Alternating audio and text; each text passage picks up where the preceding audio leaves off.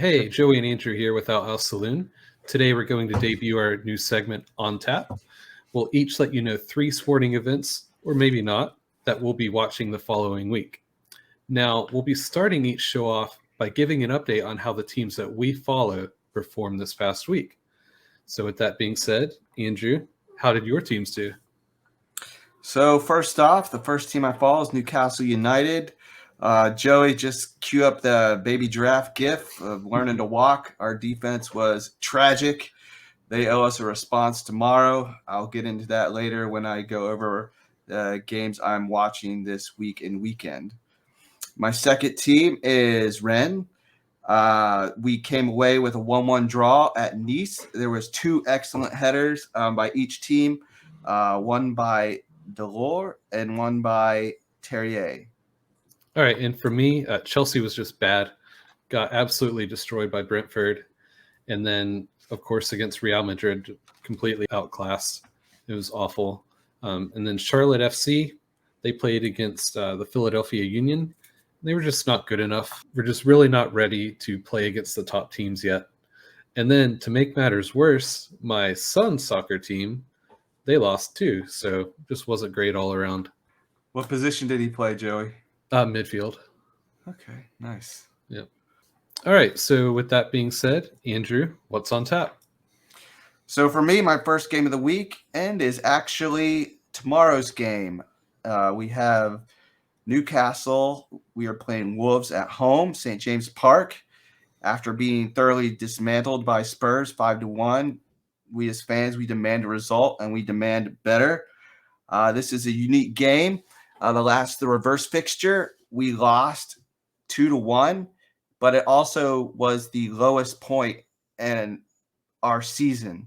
At this point, we still had Steve Bruce, our manager, no takeover in sight. Losing the game as we did, all of a sudden, everyone's feeling down. Takeover, elation. We are happier than a virgin getting laid on prom night. I mean, we're over the moon. So this was the turning point for us. We are now in 15th. We are 7 points above the drop.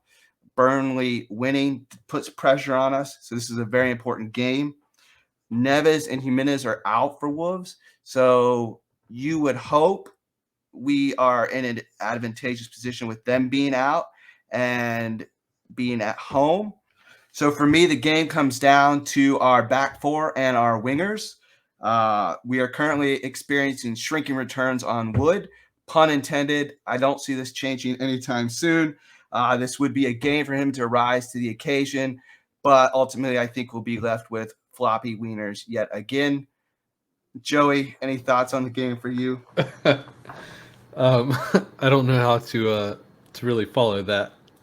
I think Newcastle should, as long as you guys play well, should be able to handle Wolves. Even though I don't know, Wolves is kind of a bit scary right now. I'll go and say you get the job done, and Wolves will get a 1-2 loss. Braver man than me. I'm going 1-1 draw. Newcastle, nothing's easy for us. I'd love to win, but we're relying on set piece and free kicks too much. I don't see many open goals in our future. Again, we have Floppy Wiener leading the line. So the next match I'm watching this week is going to be Manchester United Everton. I'm doing a watch along on the channel starting at 7:30 a.m. Eastern Standard Time. Everyone is welcome to join. This is a critical game for Everton after their crushing defeat at Burnley. More so, this is also a critical game for Manchester United for their top 4 hopes in Champions League football. So unless you're an Everton fan, you're probably rooting for Manchester United. I'll admit it. I am. I'm a Red on Saturday. I want Manchester United to blow them out of the water. For Everton, should they lose, they're getting closer and closer to relegation. Should they fall into relegation, they could easily end up as another Leeds or Sunderland due to their financial situation. So Everton, Lampard has got to get them playing. They have to get a result. They cannot keep dropping points. Their schedule continues to get worse and worse toward the end of the year. with their really only winnable game left on paper being Watford. Manchester United, if they lose, they're, for me, they're done with fourth place. You're looking more at your Europa League, and frankly, I'll be pissed off at Manchester United. So, Joey, what are your thoughts on this game? Oh man, I hate United. Absolutely hate United. But there's no way Lampard can get this done. So I'll go Everton 1, United 4. I'm going to go Manchester United 3, Everton 0. Rich Alliston, I mean, he was man of the match on Wednesday, but I'm gonna hedge my bets on Maguire. And Joey, the third game I'm watching is a Ligue 1 clash on Sunday between RC Strasbourg and Lyon. This game has implications for both teams, especially Strasbourg. They are having one of their best seasons ever and currently in contention for a place in Europe. Lyon is coming off a poor game at West Ham. They were gifted 10 men for the whole second half and really couldn't do anything with it. They actually had to come back from 1-0 down to end the game at 1-1 in a game that really they should be beating a 10-man West Ham. So, Joey, also, you probably don't know, RC Strasbourg was actually a German club before it was a French club. And if we have any French people watching, if you can let me know why French clubs are called racing clubs, I'd love to know because I have no idea. Interesting. I didn't even know that's what the RC was for. Yeah, like racing cars. I know that's not it. Racing on foot. I don't think that's it. I just don't know, but I'm sure there's some French person out there that can set me straight. So please, comment below if you know why. So this fixture is a reversal of fortunes from the previous fixture. When they played before, La Racing, as Strasbourg is also known, they were in 13th place, and Lyon was in 9th. Lyon's still in 9th, but Strasbourg is in 4th. Since this time, Lyon has lost Bruno Guimaraes to Newcastle United, which we love, and they has also lost Shaqiri to the MLS. Now, this guy's career started Byron, floats around in Stoke, goes to Liverpool, goes to Lyon. Now he's in the MLS. So, MLS, retirement home community, probably. Wait. I mean, with Charlotte, you're an MLS fan now, right? MLS fan, Charlotte. Soccer, not football. Go U.S. men's national team, win Group B. No trouble. So back to the game at hand, Strasbourg and Lyon. One fact I think this is going to come down to is Strasbourg's defense. They have, and you'll have to look this up because no one will believe me, but they are tied for the most clean sheets in the top 5 European leagues in 2022. Joey, do you have no clue, right? Yeah. No. What? Yeah. Seriously, you wouldn't believe it. But they have not allowed more than 2 goals since January. I mean, that's bananas. So, again, this is the best La Racing has done in a very long time. They have only beaten Lyon 4 times out of 36 matches in Ligue 1. All 4 wins have come at home. Joey, guess where this game is being played? I'm guessing at home. That's correct. So, knowing all your little French Ligue 1 knowledge, what prediction would you give? Throwing it out there. I have no idea. I guess since you mentioned the whole clean sheet thing, I guess they'll get a clean sheet, and I don't know, and then score 1. My friend, 1-0. That's my prediction. 1-0. Another known fact, they have probably the most 1-0 wins as well. I didn't do 100% research on that. But yeah, when they win, it's usually by 1 goal, and they have a lot of 1-0 wins. So we are on the same page. You know nothing about French soccer, but I convinced you that Strasbourg is the team this week to beat Lyon. So let's go, Le Racing. So, Joey, that's my 3 sporting events I'm looking forward to this weekend. What 3 sporting events are you keeping tabs on? Wait, what? What? Hold on. I was watching this thing. I got to show you. Hold on. Oh, did something happen? Like an actual news story? All right, check this out.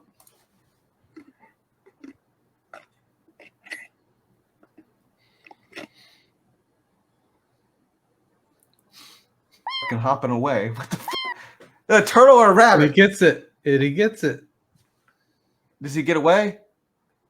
I hope he gets away. Look at the gator, man. Gator's just, yeah, and that's it.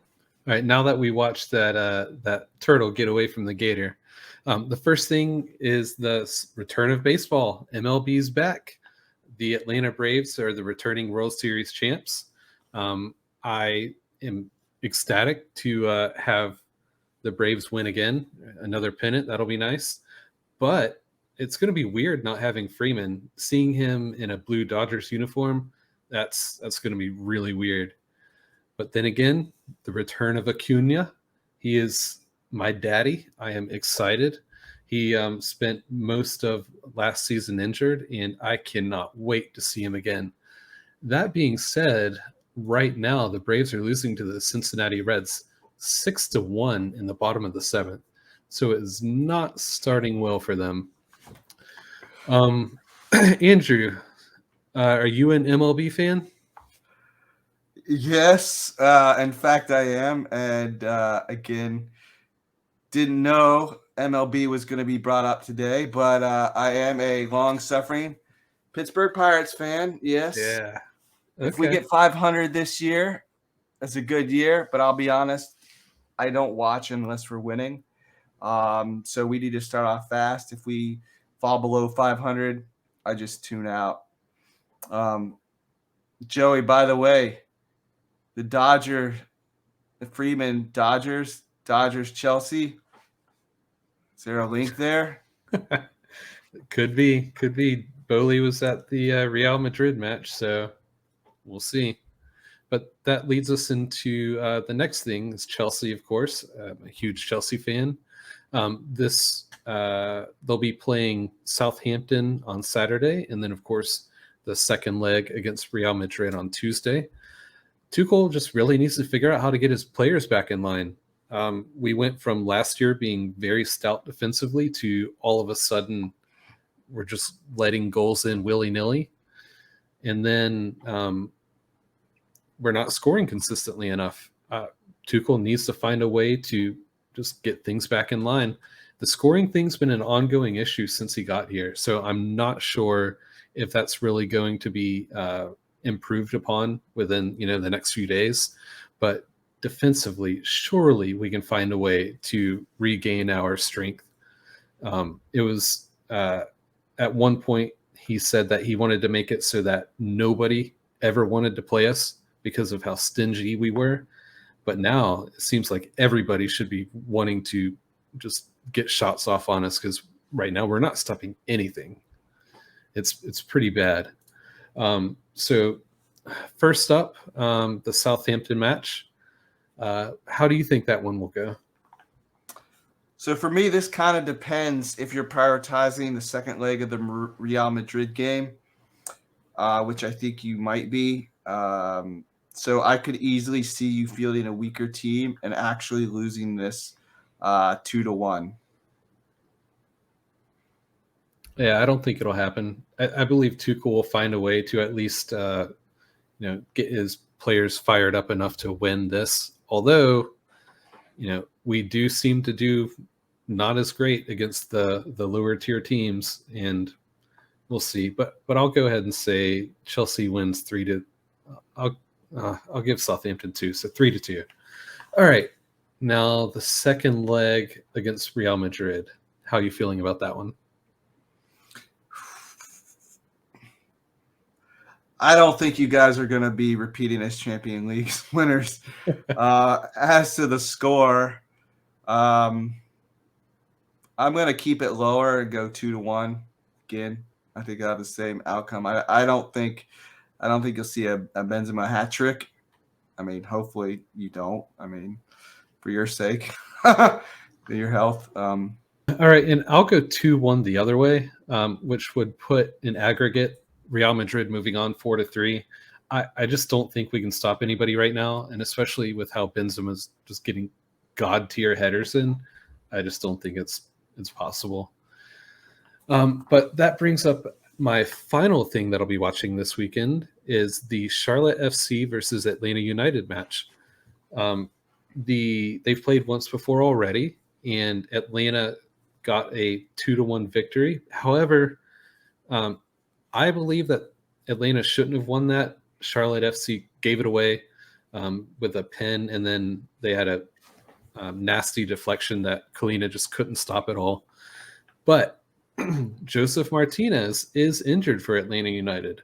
So with him being such a star player for them, are they going to be able to find anybody else who can reliably score for them? I don't know. Honestly, I hope not. I hope we can just, wipe the floor with them. But we'll see. There's always a chance that Kalina makes another mistake and gives the ball right back to them to give them a goal, but who knows? And then another thing for Charlotte, what formation are we going to go out with? Are we going to return to the 4-4-2 that was working against Cincinnati in New England Revolution? I don't know. Are we going to try to do the 5-4-1 again? I think it could work, but we just need the right personnel for it. And then finally, could we see the introduction of Kamil Jóźwiak? He's the Polish international who brings a lot of promise. There's a lot of the media around here hyping him up pretty hard. Now, you and I have talked, and we're a little bit skeptical on that. But if he, can make a 10, 15-minute appearance for this, I think it would get the fans fired up. And, I think they would show him that we're excited to see him. And I know you're going to put all of your thought into this match. What's your prediction? Oh, I thought long and hard about this soccer match. Soccer. Actually, all jokes aside, I actually think this is a game Charlotte can win. They allowed a last-minute goal down in Atlanta. I thought they were a little hard done. Atlanta has a lot of injuries. I did put out on Twitter. I agreed with someone's 1-0 projection.